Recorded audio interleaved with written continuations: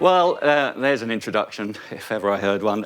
It's lovely to see you all today, and yeah, I have to say it's a delight to be back on the stage for the first time in over 2 years presenting in person. I don't know how lockdown and video calls have been for you, but from my perspective, in the office, my colleagues used to laugh at my jokes, but over Zoom, they just tell me I'm not remotely funny. Okay, good. We got a little bit of laughter. That's good stuff. Actually, so as I say, it's great to be back presenting in person to a live audience, and you look like a pretty lively bunch to me, despite the fact that I'm boring stato man. Let's hope you still make it through to the end of my presentation in that condition, because now we're on to the science bit of the morning. Over the next 20 minutes, I'll try and do it in less, I'll be sharing the headlines from Radiocentre's latest research project. And if you're a fan of mid-80s pop, then you might realise the name of the project. Do I have to click this to move on, by the way? Okay, thank you. There we go. The name of the project is a rather weak pun. I'm sorry, when we were putting it together, I just couldn't resist it. Big Audio Datamine is a big data analysis that builds on a long-running and relatively unsung hero of the Radiocentre research portfolio, which is Radiogauge.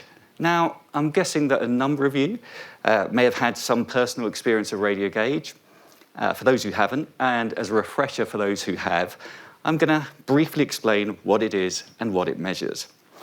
So Radiogauge is an award-winning radio advertising effectiveness measurement tool funded entirely by the commercial radio industry, and it was launched 14 years ago with the goal of helping a wide range of individual advertisers understand the specific effects that they'd achieved as a result of their radio advertising campaigns, and how these can be enhanced through creative development.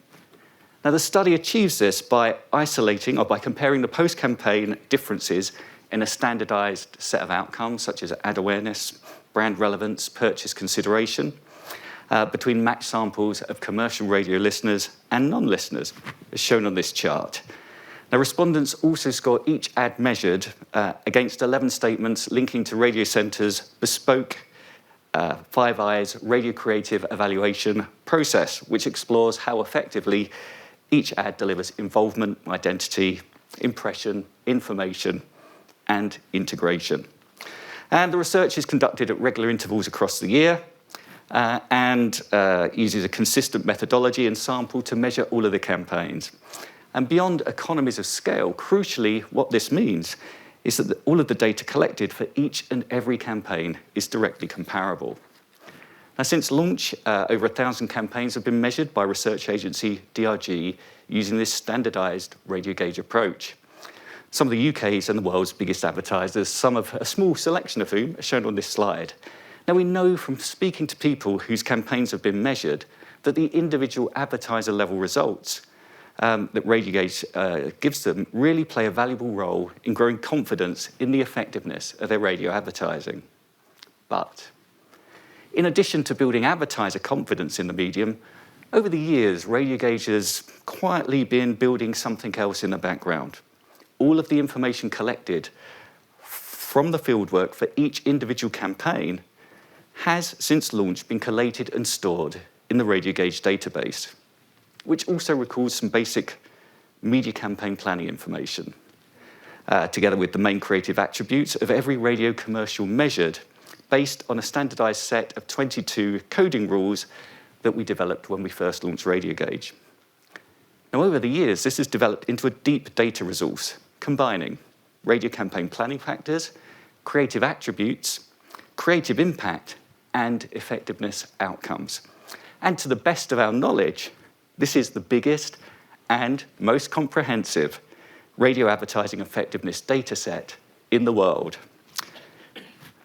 So, having reached the landmark of measuring 1,000 campaigns late last year, the time felt right to conduct an in-depth meta-analysis, that word meta again, and we've got data in here to last us a lifetime, of this rich bottom-up data with two specific objectives. Here they are. Firstly, to provide an overview of the headline effectiveness outcomes achieved by campaigns that have been measured on Radiogauge over those last 14 years. And then, having done this, to develop understanding of which creative and media campaign planning factors are most influential in optimising results. So, we appointed data analysis company ColorText to run this project. Now, it was an added bonus that the founder of ColorText, Jason Brownlee, also worked on the initial launch of Radiogauge in 2008 and continues to work on Radiogauge projects in other markets around the world. So therefore, nobody understands the data better than him. And I won't say anything else because he's in the audience today. I don't want his head to get too big and block out other people's views. So the analysis process adopted by ColorText involved three main elements, and these are they. Firstly, data cleaning and alignment. If you've ever been involved in a big data analysis, you'll understand this. A crucial phase is to ensure that the data is accurate, comparable, and as complete as possible. And this took a long time and a lot of hard work, but we got there in the end. And that allowed us to move on to the second stage, which was a straightforward summary of the data to provide us with an overview of radio advertising effectiveness across all campaigns measured in the study over 14 years. And once that was complete, we were then able to press on to the final stage of the project to identify the influential variables, in particular creative and media planning characteristics. So in advance of revealing the findings we've unearthed, let's briefly review the final data set that emerged from the data cleaning and alignment process to inform this big audio data mine. So as you can see on this slide, there we go, lots of numbers. It consists of a total of 1,002 discrete campaigns for 463 individual brands across 14 sectors, involving over 100 media and creative agencies along the way. And the dataset features information relating to 7 radio campaign planning factors, and as I said before, each ad coded against 22 different creative attributes. So all of this data is then linked to 5 different effectiveness outcomes, from ad awareness through brand metrics and finally response. In combination, all of these elements provided us with a total of 800,598 data points to analyse. Happy days.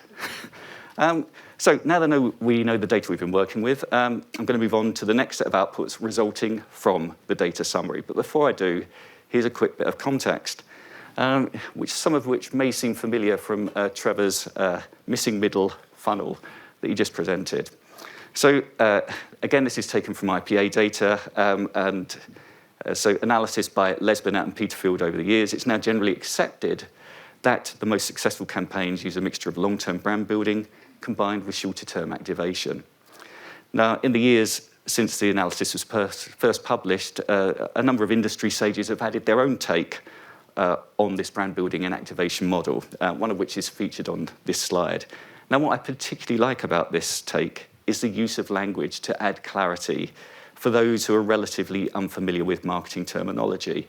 And I think what it particularly does well is remove some of that vanity project stigma, which is quite often associated with the phrase brand building, and better describes the job that it actually does, which is to create future demand. And in this context, activation is also more specifically reframed as converting existing demand.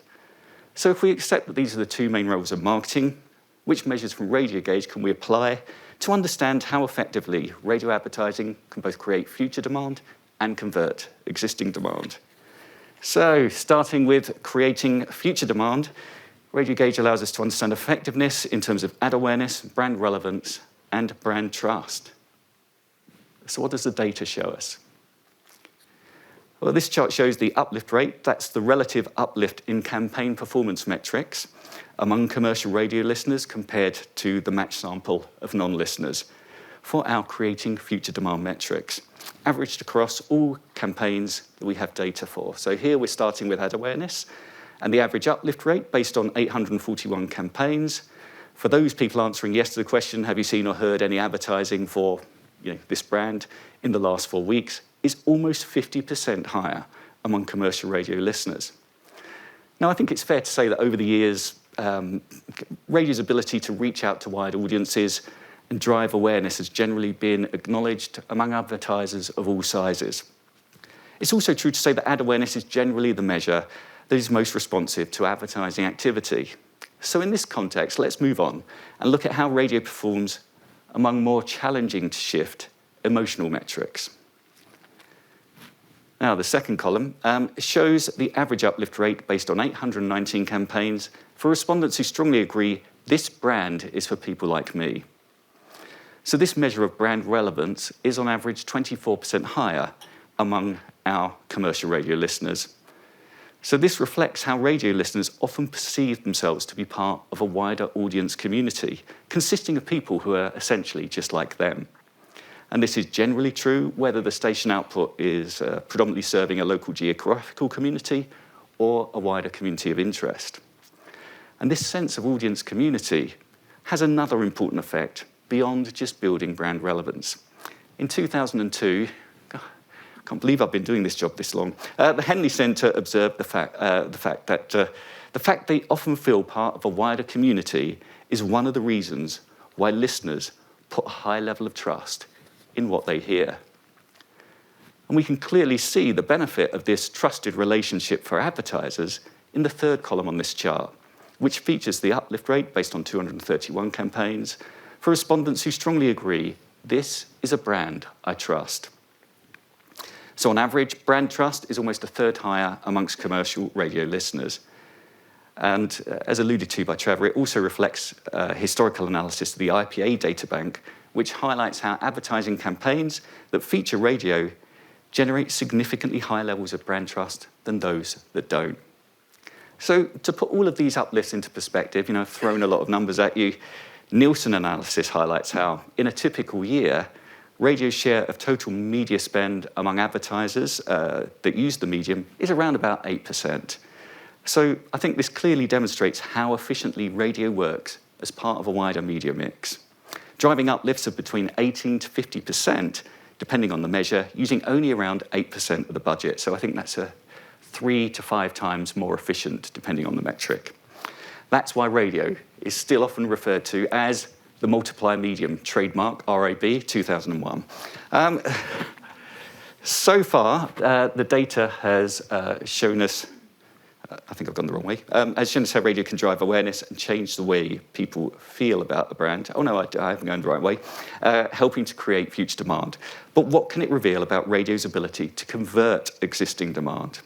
So in this context, Radiogauge allows us to understand effectiveness in terms of driving brand consideration among those in the market who are ready to buy right now, and how they respond as a result. So let's see what the data shows.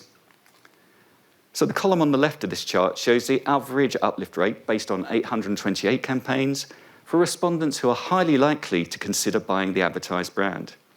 This highlights how radio's ability to drive ad awareness, brand relevance, and brand trust also translates into an 18% average uplift in purchase consideration. So, response. That's good. I thought I'd lost my page there for a second. So the other measure of radio's ability to convert existing demand that we have data for is online response. So the last 2 columns on this chart show the average proportion of respondents based on 291 campaigns, where we have this measure, who claim to have searched online for details or visited a brand's website as a result hearing the radio ad. So these figures of 21% and 19% are based only on those who recalled hearing the radio ad. So we don't have a comparative measure, clearly, for non-listeners.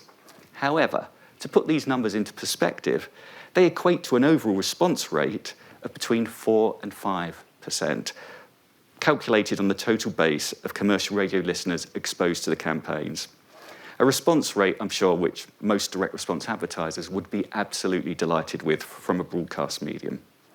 So taken in combination with the earlier measures of success, these results demonstrate the effectiveness and efficiency with which radio can both create future demand and convert existing demand. Now, so far, we've only looked at average across all of the campaigns in the database. But as with any study of this nature, there were significant differences in effects across the campaigns, which we've illustrated on this chart that features the average uplift rate in ad awareness by sector. Now, it's also true to say that there were similarly significant ranges in uplift rate between campaigns within each sector, which, you'll be glad to know, leads us neatly onto the final stage of the process, which set out to identify the characteristics most associated with the better performing campaigns and the extent to which they influence them. Now, at an overall level, our analysis revealed that there are many factors that can influence radio campaign performance and advertising performance generally, which we've broken down into fixed and variable factors shown on this slide. So fixed factors are ones that are outside the advertisers' and agencies' control, such as the sector that the brand occupies, the size of the brand, and its purchase cycle. By variable factors, we mean ones that the advertiser and agency can influence, such as radio campaign planning weights and creative execution. And it's those that I'm going to briefly focus on now. So let's start by having a look at what we've learned about the impact of radio creative execution on campaign performance. So this chart shows the top 10 creative attributes based on the difference in average ad awareness uplift rate for campaigns with commercials that feature each of these individual creative features compared to those that don't feature them. Now, as you can see, 8 out of the top 10 relate to developing consistent audio elements, such as music, voices, straplines, brand characters, or a sonic brand device, and using them constantly within different radio executions and across media where relevant. This learning is not a surprise, as it's consistent with previous Radiocentre reviews of effective creativity featured in our multiplier studies over the years. And personally, from my perspective today, it's great to see case studies like Arnold Clark and Jet2 demonstrating how they've used audio branding, which reinforces this data. So having considered creative best practice, let's move on to radio campaign planning factors. So this is a complex methodology. I haven't got time to describe it, but it's about quartiles and blah, blah, blah, blah, blah. So essentially, we're looking at the better performing campaigns versus the worst performing campaigns, and based on their level of reach.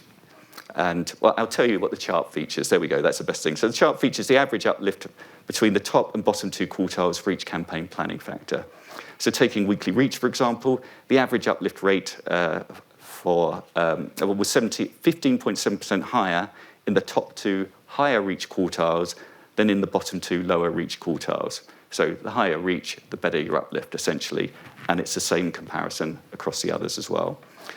So I think reviewing this data, it's particularly interesting how for a medium that has become synonymous with frequency planning over the years, that reach is clearly the driving force behind better campaign performance.